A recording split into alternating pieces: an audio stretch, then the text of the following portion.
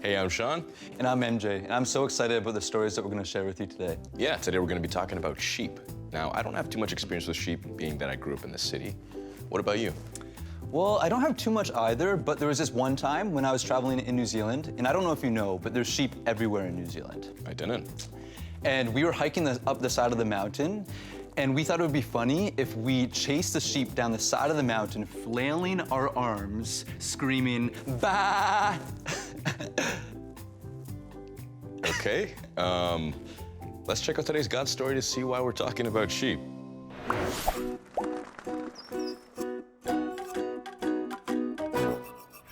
When he was on the ark, Noah got the milk from the cows. But what did he get from the ducks? Quackers. Hey everyone, I'm Karmyn. A long time ago, my husband Ben and I decided we wanted a pet, so we started with a fish. We bought a little fish, we named him Jonah, and we put him in this cute little tank, and we thought, we're gonna let him live on top of our fridge. And so we put him there, but a few hours later, I went back in my kitchen, and I couldn't see Jonah. I thought, where could he be hiding? This tank isn't very big. And all of a sudden, I looked down to the floor, and there he was. He'd hopped out of his tank and fallen all the way to the ground. Luckily, he was still alive, but we realized we probably shouldn't let him live on our fridge anymore. So maybe I wasn't the best at taking care of Jonah, but we really did try our best. I will admit though, there will always be someone better at taking care of us, and that person is Jesus. And that brings me to today's big idea. Jesus is the Good Shepherd. Today, we're beginning a new series called Arise from the book of John. Arise just means to come on, to begin. So let's do that. Let's begin. Jesus was walking with his disciples, and he was saying some things that were just so interesting and so curious to the people around that they just started to flock to them. And he starts talking about a sheep pen. He starts by saying, "I tell you the truth." He says this to emphasize that what he means is really important. Anyone who sneaks over the wall of a sheep pen instead of going through the gate must be a thief or a robber. Now you might be thinking, wait a minute, is Jesus talking about stealing sheep? We'll get to what all of this means, but Jesus often spoke in parables, which are stories that often held a deeper meaning. So in this story, the thief and the sheep are symbols for different people. Anyway, let's get back to what Jesus was saying. He said, anyone who goes over the wall of the sheep pen instead of entering through the gate is a thief or a robber, but the one who enters through the gate is the shepherd of the sheep. The gatekeeper opens the gate for the shepherd, and the sheep recognize the shepherd's voice. And when he calls them by name and leads them, they follow because they know his voice. They won't follow a stranger's voice. They'll run away from it. But the people who were listening to Jesus share this story didn't understand what he meant, so he explained it to them. Let's read from John 10 to see what Jesus had to say. So Jesus said again, "What I'm about to tell you is true. I am like a gate for the sheep. All who have come before me are thieves and robbers, but the sheep have not listened to them. I'm like a gate. Anyone who enters through me will be saved. They will come in and go out, and they will find plenty of food. A thief comes only to steal and kill and destroy. I have come so that they may have life. I want them to have it in the fullest possible way." Okay, so Jesus is saying that he is the gate for the sheep. He is the one that wants to give us the rich and full life. The thief, that's the enemy, that's Satan. He comes and he just wants to steal and kill and destroy. He doesn't want the sheep to have a good life. But Jesus goes on to say that he is the good shepherd, and a good shepherd sacrifices his life for the sheep. A hired helper will run away if he sees a wolf coming toward these sheep. These sheep don't belong to him. He's just a helper. He's not their shepherd. So the wolf attacks the sheep and the flock scatters. But the good shepherd Jesus, he knows his sheep, and they know him. They belong to him. Just like the Father in heaven knows Jesus, and Jesus knows the Father. So Jesus sacrifices his life for these sheep. And Jesus says that there are other sheep in other pens that he will also call to join this one flock with one shepherd. These other sheep he is talking about, they're called Gentiles or non-Jewish people. And hey, that's us. We are the sheep Jesus is talking about. He sacrificed his life for us. Then Jesus says, The reason my Father loves me is that I give up my life, but I will take it back again. No one takes it from me. I give it up myself. I have the authority to give it up, and I have the authority to take it back again. I received this command from my Father. Jesus is saying here that he is going to give his life up voluntarily. That means he chooses to. A good shepherd will do anything for his sheep, and Jesus is saying that he'll do anything for us. He loved his sheep, that's us, so much that he gave his life up for them to protect them from the thieves and the wolves. Jesus did this for us. And so when I tell you that Jesus is the good shepherd, you can know that he really is. And so what does this mean for us? Well, sheep follow their shepherd closely so that they always know the best places to go. And when sheep follow their shepherd, they'll always know that they'll have help if they ever come across trouble. And Jesus says his purpose is to give us a full, rich, satisfying life. And that is good news. Well, my friends, I'll see you next time. Quickly turn to the person next to you. And discuss the following questions. Question time. In this God story, we are compared to cats, dogs, donkeys, or sheep.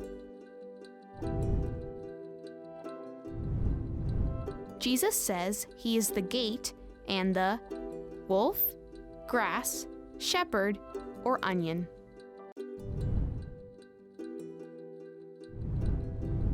Jesus says he wants to give us a rich and life.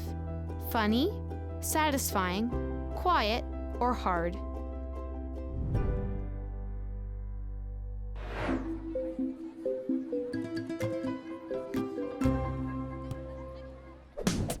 Game time! Paint panic! Can you memorize the key verse before all the paint spills? Say it with me. Here is my command. Love one another just as I have loved you.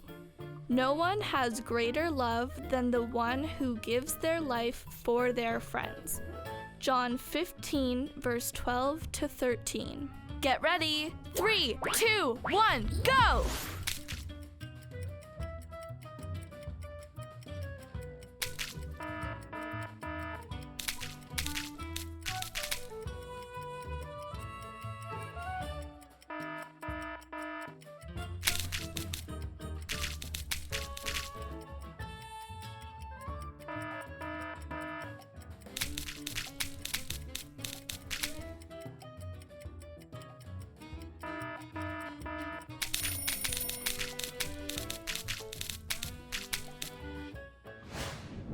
So we heard that a good shepherd will do anything to keep his sheep safe. And that's what Jesus does for us. Yeah, he keeps us safe, gives us direction, and he shows us where we need to go. Let's check out Taylor's story and see how Jesus gave her direction when she needed it most.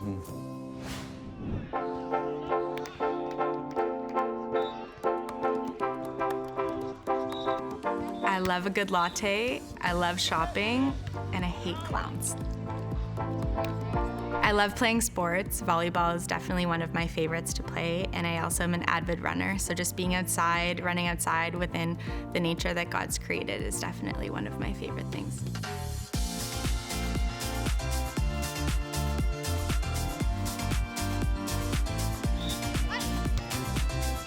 All my life, I have loved music. I've played piano and guitar for many years, and I really just love to listen to music. I love the way that it makes me feel, and I love how close I feel to God. I really feel that He speaks to me and just fills me through music. So I grew up in a very loving and Christian home with my parents and my younger brother. And even despite growing up in a Christian home, I really felt that I was struggling in the battle of living one life in church and one life outside of church. I've always been a very social and outgoing person, and when I entered into high school, I felt that I had to change kind of who I was and the life that I lived to fit into that role, and then I found that I was living a different life versus when I was outside of school and going to church, I was a different person. I knew deep down that the person who I was at school was not who God called me to be, but I ignored God's voice for many years and wanted to pursue that persona as opposed to the person that God wanted me to be. There came a point in my high school journey that I really just felt empty. I felt, even though I was so submersed in all of these social activities and had so many friends, I still felt so alone. And there was one Sunday morning at church where I heard God's voice for the first time, and he told me very clearly that I cannot live this life anymore. And that's when I decided to totally surrender my life to God, and I wanted to be a Christ follower and live the life that he has for me and not the life that I thought I wanted for myself, and a life that would please others. I had to end these friendships, and so that meant distancing myself completely, and on weekends that meant staying home and watching a movie with my parents and not going out and being involved in these social gatherings.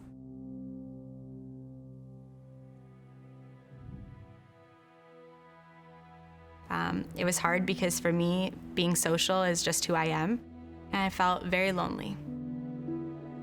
After high school came the time for university, and deep down, I did not know what I wanted to do with my future or where I wanted to go, but I felt this pressure that I needed to go to university, and that was the next step.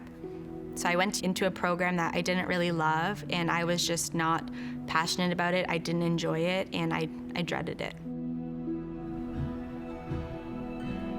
After a year and a half at university, I knew that this wasn't for me, and I struggled with the fear of feeling like I was disappointing my parents and that I would be a failure for leaving university, but I did. So when I left university, I prayed and I said, God, I want to love what I study, and I want to go somewhere that I love, and I would really love to just make solid, lifelong friends. So this was the first time in my life that I really had to give something to God and say, God, I'm giving this to you, and I am trusting you with the direction of where this goes.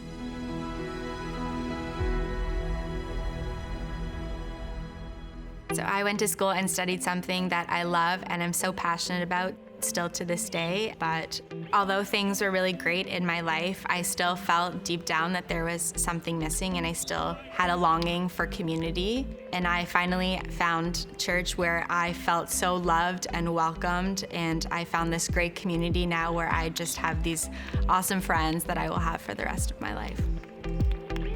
So now in church, not only do I have this awesome community, I am a youth leader, and I play piano and guitar for the worship team. Looking back at all the seasons that I've been through, both high and low, I know that God has been with me through this whole journey, and that when we listen to him and when we trust him, he will take us to the place that he wants us to be. Question time. What stood out to you in Taylor's story?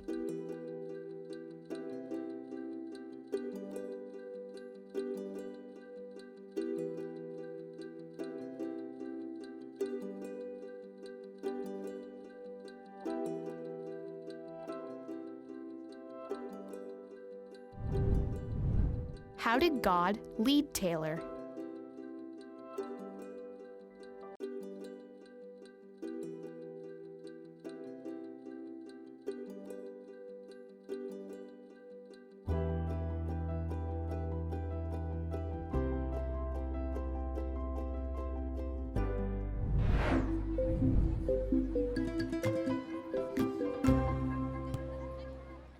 Taylor basically lived a double life to fit in with friends at school, and I think that's something that many of us can identify with.